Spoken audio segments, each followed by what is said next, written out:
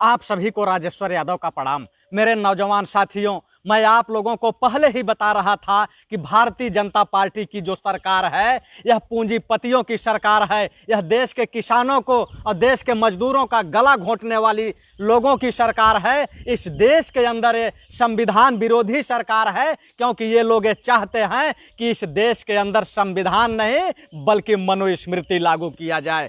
देखिए, आज मैं आप लोगों को बताना चाहता हूं कि यह देश जो है संविधान से चलता है।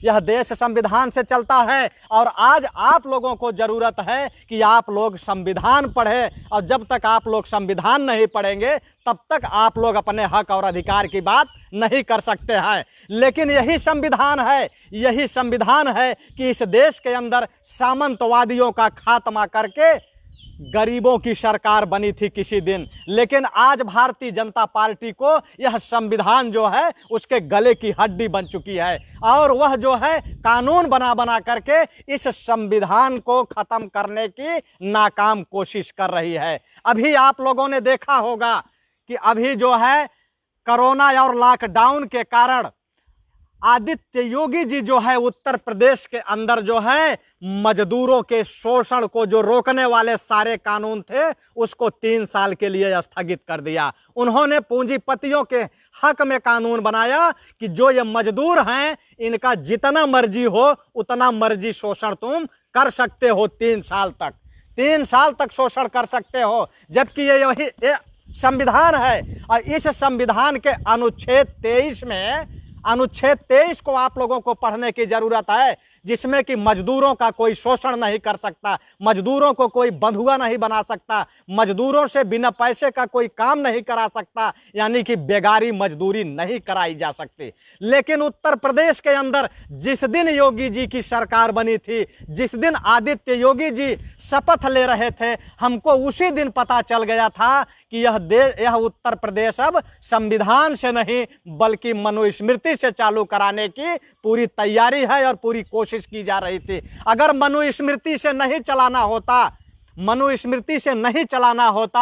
तो अखिलेश यादव के आवास को, उनकी कुर्सी को गौमूत्र और गंगा जल से धुलवाने की क्या जरूरत थी? क्या संविधान में लिखा हुआ है? संविधान में यह चीज नहीं लिखा है, लेकिन मनुस्मृति में लिखा है। मनुस्मृति में यह लिखा हुआ है कि कोई भी शूद्र अगर कुआं छू ले, तालाब छू ले, मंदिर छू लेता था तो उस समय उसका शुद्धिकरण होता था। लेकिन योगी जैसे ही मुख्यमंत्री बने उन्होंने उस आवास का शुद्धिकरण कराया, तो यह संविधान का उन्होंने अपमान किया। और कल जो है मजदूरों के विरुद्ध कानून बना करके कि 3 साल तक चाहे जितना मजदूरों का शोषण करो, अनुच्छेद 23 संविधान था, इस संविधान के विरोध में जाकर के अध्यादेश लाया गया, और वह अध्यादेश जो लाया गया है वह संविधान विरोधी है।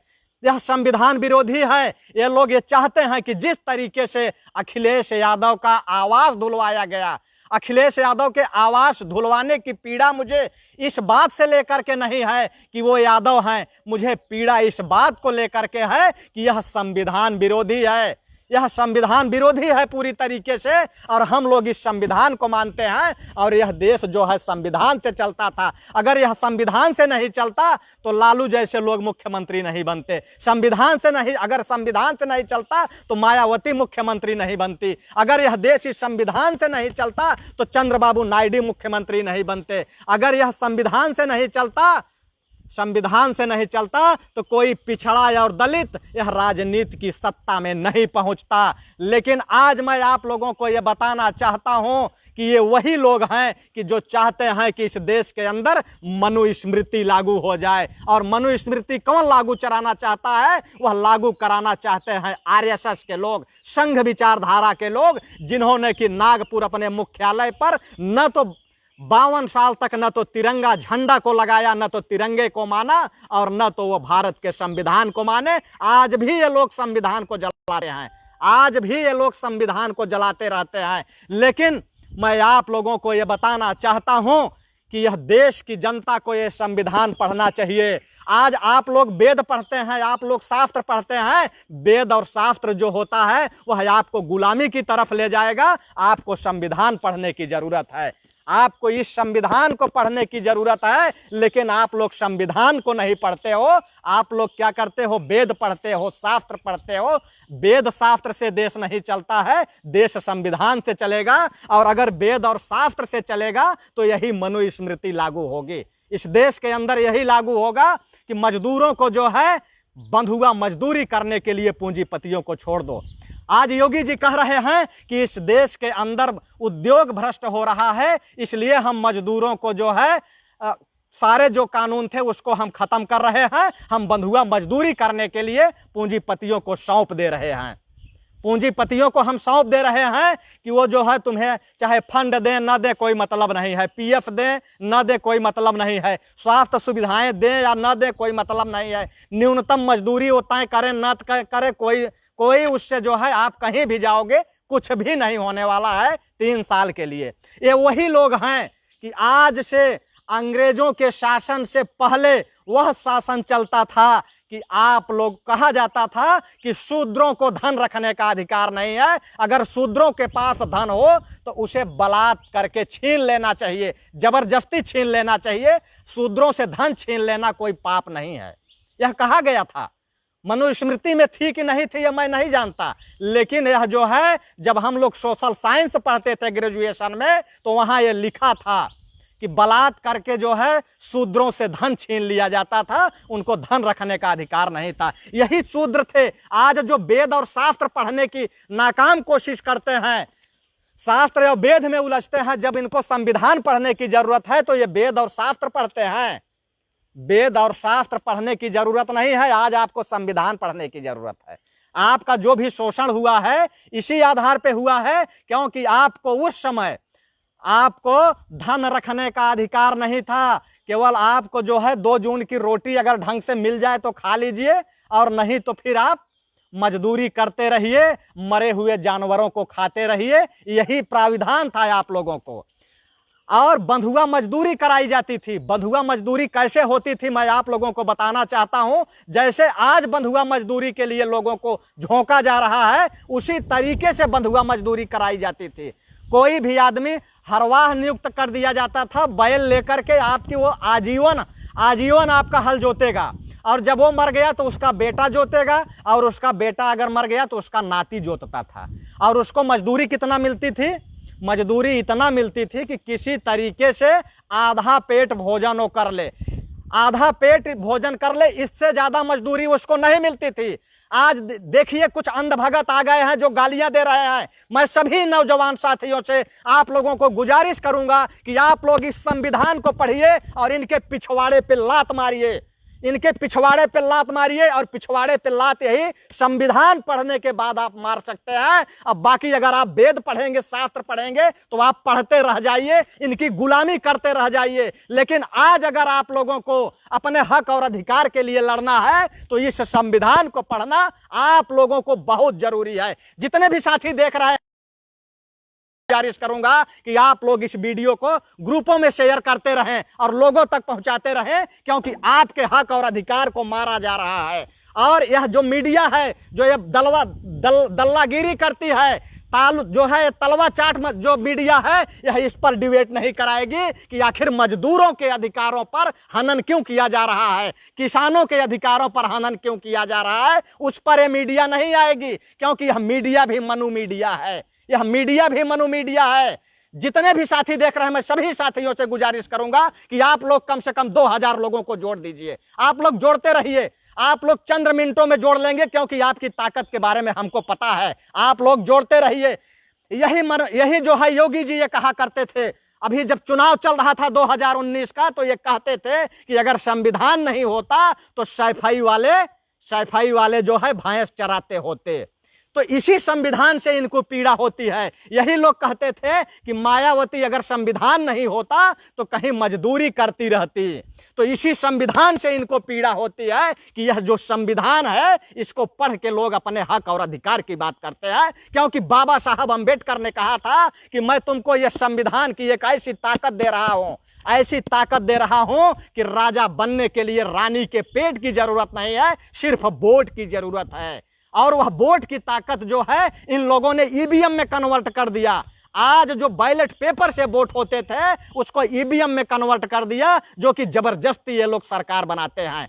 और आज मजदूरों को जो है मझधार में झोंका जा रहा है। यही मजदूर जब इस देश के अंदर 40 से अधिक कानून चल रहे थे कि मजदूरों का शोषण न हो, उसके बावजूद भी मजदूरों का शोषण हो रहा था, उसके बावजूद भी मजदूरों का शोषण हो रहा था। और आज जब सारे कानून हटा दिए जाएंगे तो मजदूरों का कितना शोषण होगा पता है? पता ये उसको होगा जो मजदूरी करने निकलता है, जो फैक्ट्रियों में काम करते हैं, कारखानों में काम करते हैं, उनको पता लगता है कि आखिर हमारा शोषण कैसे होता है। कोई भी मजदूर काम कर रहा होता है और अगर फैक्ट्री में उसकी मौत हो जाती थी तो उसकी लाशें गायब करा दी जाती थी, उसकी लाश गायब करा दी जाती है, उसके घरों तक उसकी लाशें नहीं पहुंचती है और उसको 1 रुपए मिलता नहीं है। उसके घर वाले जो है तड़प तड़प के जो है अपना प्राण त्याग देते हैं और या तो फिर कटोरा लेके भीख मांगते हैं। इतना। और आज जब ये सारे कानून हटा दिए जाएंगे तो मजदूरों की क्या स्थिति होगी? मजदूरों की क्या स्थिति होगी पता है आप लोगों को? अभी तक जितने भी साथी देख रहे हैं, मैं सभी साथियों से गुजारिश करूंगा कि आप लोगों को जोड़ते रहें, लोगों को जोड़ते रहें, क्योंकि आप लोगों की ताकत क्या है वह मुझे अंदाजा है। आप लोगों की ताकत को इन अंध भक्तों और गंध भक्तों को अंदाजा नहीं है। अंदाजा मुझे है कि आप लोग मेरे क्रांतिकारी जो साथी हो, आज इस वीडियो को आप जो है ग्रुपों में शेयर करते रहें, टाइमलाइन पे चलाते रहें, आज पार्टी में चलाते रहें और लोगों को जोड़ते रहें, लोगों को इनवाइट करते रहें, क्योंकि आज बात संविधान की है। आज बात संविधान की है। यह देश संविधान से चलता है, लेकिन इस संविधान को निष्क्रिय करने के लिए तरह तरह के अध्यादेश लाए जाते हैं और तरह तरह के कानून बनाए जाते हैं, जिससे कि आपका ये लगातार शोषण करते रहें। और शोषण आपका हो रहा है। लेकिन योगी जी को मैं ये बताना चाहता हूं कि योगी जी, आप जिस तरीके से इस देश के अंदर मनुस्मृति लाना चाहते हैं वह मनुस्मृति आप नहीं ला पाओगे। मैं आपको बताना चाहता हूं कि जब से सरकार बनी है इनकी, आप लगातार देख लीजिए कि किनका शोषण हो रहा है। लगातार पिछड़ों का और दलितों का शोषण हो रहा है।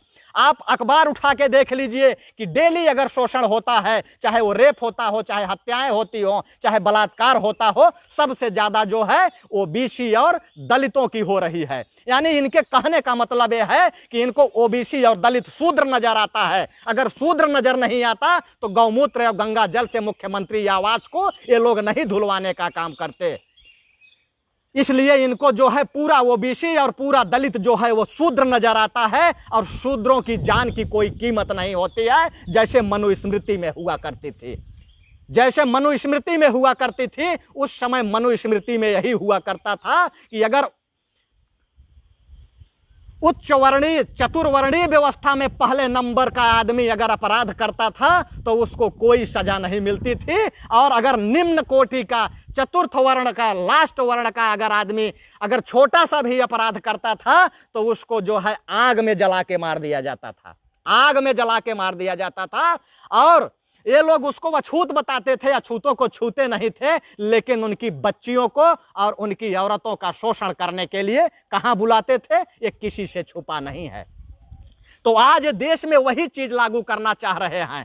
आपने देखा होगा कि अगर जब विवेक तिवारी की हत्या होती है लखनऊ के अंदर, तो उसको जो है उनकी वाइफ को जो है पीसीएस रैंक की नौकरी मिलती है और 50 लाख रुपए मिलते हैं। और वहीं इनका दरोगा, गुंडा दरोगा, जो कि पुष्पेंद्र यादव को झांसी के अंदर सटा के गोली मार देता है, लेकिन वह निलंबित भी नहीं होता है। वहीं अनामिका यादव की हत्या कानपुर में हो जाती है, उस पर कोई जो है कोई तांडव नहीं होता। वहीं संजय निषाद की हत्या हो जाती है बांदा में, इतना घिनौने तरीके से उसकी हत्या होती है कि वो जो है इनके होटल में काम करता है 2.5 साल तक, उसको 1 रुपए की सैलरी नहीं दी जाती, 1 रुपए सैलरी नहीं मिलती। और जब अपना 2.5 साल का हिसाब मांगता है तो उसको गिरा के उसकी टांग को पकड़ के फाड़ दिया जाता है, लेकिन उस पर सरकार कोई संज्ञान नहीं लेती है। यही बदायूं में आपने देखा होगा बृजलाल मौर्य की, कि पुलिस कस्टडी में उसको पीट पीट के मार दिया जाता है, लेकिन उसको कोई संज्ञान में नहीं लेता है। वहीं आपने रमेश को देखा होगा बनारस में, उसकी हत्या हो जाती है, उससे कोई मतलब नहीं। आज अभी हमारे यहाँ 2 दिन पहले 3 लोगों की गला रेत के हत्या कर दी गई, जिसमें कि 2 महिलाएं थी और 1 पुरुष। 3 यादवों की हत्याएं कर दी गई, लेकिन अभी तक उसका खुलासा नहीं हो पाया है। उसका कोई संज्ञान जो है उसका कोई खुलासा नहीं हो पाया है। उसके बाद अभी जो है आज फिर मेजा में एक हत्या हो गई है, आज मेजा में एक फिर हत्या हो गई है कुशवाहा की हत्या हो गई है। उसको पत्थर से पीट पीट के कूच कूच के मार दिया गया है। तो इनके जान की कोई कीमत नहीं है, क्योंकि ये शूद्र हैं इनकी नजर में, इनके नजर में ये शूद्र हैं। अभी तक जितने भी साथी देख रहे हैं 2000 के आसपास लोग पहुंचने वाले हैं। मैं सभी लोगों से गुजारिश करूंगा कि आप लोग एक बार इसको जो है वीडियो को क्लिक करें, और जैसे ही क्लिक होगा वैसे आ जाएगा शेयर द पोस्ट, उसको छोड़ दीजिए, दूसरे नंबर पे जाइए, तीसरे नंबर पे, दूसरे नंबर को छोड़िए, तीसरे नंबर पे जाइए, तीसरे नंबर पे 3 मुंडी बनी होंगी और उन मुंडियों को क्लिक करिए, और जैसे ही क्लिक करेंगे ग्रुप आ जाएगा और आप ग्रुपों में बारी बारी से शेयर करते चले जाएं। तो मैं आप लोगों को यह बताना चाहता हूं मेरे नौजवान साथियों कि आज आप लोगों को संविधान पढ़ने की जरूरत है, और अपने शोषण के खिलाफ, जो भी अगर आपका शोषण हो रहा है उसके खिलाफ आपको आवाज उठाने की जरूरत है। अगर आपने आज आवाज नहीं उठाई तो आने वाली पीढ़ी आपकी गुलाम हो जाएगी, क्योंकि आप सिर्फ वोट देते हैं, सिर्फ वोट देते हैं, लेकिन आपको अधिकार नहीं मिलता है। तो आखिर आप वोट क्यों देते हैं? जब आपको अधिकार ही नहीं है तो आप वोट क्यों देते हैं? हमारे कहने का मतलब है कि आप वोट उनको दीजिए जो बाबा साहब ने कहा है। बाबा साहब ने कहा है कि राजा बनने के लिए रानी के पेट की जरूरत नहीं है, सिर्फ है आपकी वोट की जरूरत है। तो आप अपनी वोट की ताकत से खुद को गुलाम बनाने वाले लोगों को सत्ता में क्यों लाते हो?